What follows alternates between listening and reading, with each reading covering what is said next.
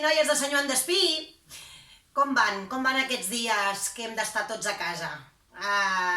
Bueno, em presento primer, jo sóc l'Àngela de la Biblioteca Mercè Rodoreda i tots aquests dies els meus companys i jo estem treballant des de casa, proposant recomanar-vos llibres, pel·lícules i altres activitats perquè aquests dies que hem d'estar tots i totes a casa doncs puguin ser profitosos, ens distraguem, aprenem coses i ens ho passem bé. Vale? Mireu, estic aquí per explicar-vos una cosa ben interessant. Mireu, l'any 1964, en Roald Dahl, que era un escriptor britànic molt conegut, que és l'autor de Matilda o de les Bruixes, doncs l'any 1964 va escriure poder un dels seus llibres més famosos, En Charlie i la fàbrica de xocolata. Nosaltres, com a bibliotecaris i bibliotecàries, aquest llibre ens encanta perquè és molt divertit, us el recomanem. Jo crec que un cop a la vida s'ha de llegir un llibre de Roald Dahl perquè és fabulós, és molt divertit i els seus llibres són genials.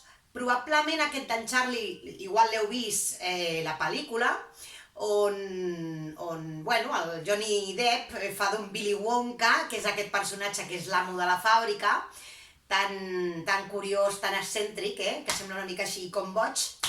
I doncs, si hi ha uns personatges que també ens agraden molt són els Oompa-Loompas.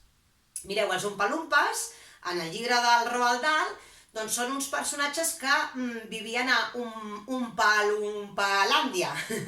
I en Willy Wonka els agafa i els porta a treballar a la seva fàbrica de xocolata. I per què? Doncs perquè els Oompa-Loompas el que més els agrada del món és poder menjar llavors de cacau.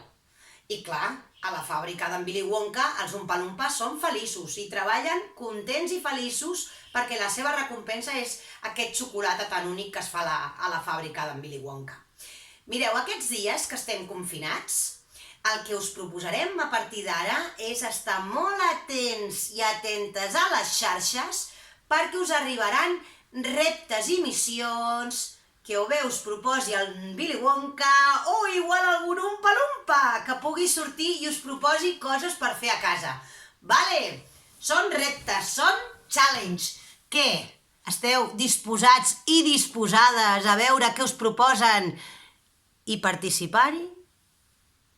Ho sabrem ben aviat. Esteu molt, molt a la guai. I un petó i abraçada molt fort de tot l'equip de les biblioteques de Sant Joan d'Espí. Adéu!